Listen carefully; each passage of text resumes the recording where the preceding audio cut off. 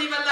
ಸಮಾನವಾದ ಭಾರತ, ಸಮಾನವಾದ ಅವಕಾಶ, ಸಮಾನವಾದ ಜೀವನ, ಉತ್ಕೃಷ್ಟ ಜೀವನ ಕಾನ್ಸ್ಟಿಟ್ಯೂಷನ್ ಹೇಳಿದೆ, ನಾನೆಲ್ಲ ಹೇಳಿದ್ದು.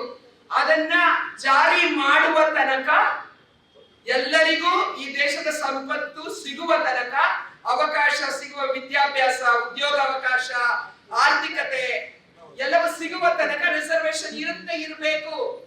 ಅಸ್ಪೃಶ್ಯತೆ ಇವತ್ತು ಇದೆ, ನಾಚಿಕೆ ಆಗ್ಬೇಕಲ್ವಾ? ಚಂದ್ರಯಾನಕ್ಕೆ ಹೋಗ್ತೀವಿ, ಸೂರ್ಯಯಾನಕ್ಕೆ ಹೋಗ್ತೀವಿ, ಮಾರ್ಸ್ ಹೋಗ್ತೀವಿ, ಆದ್ರೆ ಅಸ್ಪೃಶ್ಯತೆ ಇವತ್ತು ಇದೆ. ಕರಿಯ ಬಿಳಿಯ ಇವತ್ತು ನೋಡಿದ್ರಲ್ವಾ, ರಾಧಿಕಾ ಕುಮಾರಸ್ವಾಮಿ ಅವರು ಕರಿಯ ಅಂತ ನಂದಲ್ಲ ನಾವು ಮೀಡಿಯಾದವರು, ಅವರು ಯಾವ್ದೋ ಮೈಸೂರು ಯಾವ್ದೋ ಟಿವಿನಲ್ಲಿ ಅವ್ರು ಏನಂತ ಕರೀತಾರೆ ಅಂತ, ಇದೆಲ್ಲ ಯಾರು ಹಾಕಲ್ಲ, ಫುಲ್ ಆಗ್ತಾ ಇದ್ರು.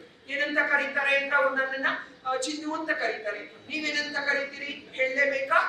ಹೇಳಿ ಅಮ್ಮ. ಅದಕ್ಕೆ ಅವ್ರು ಕರಿಯ ಅಂತ ಕರಿತೀರಿ. ಪಾಪ ಜಮೀರ್ ಅವ್ರು ಹೇಳಿದ್ದನ್ನ ಅವ್ರು ಹೇಳಿದ್ರೆ ಓಕೆ, ಜಮೀರ್ ಹೇಳಿದ್ರೆ ಯಾಕೆ?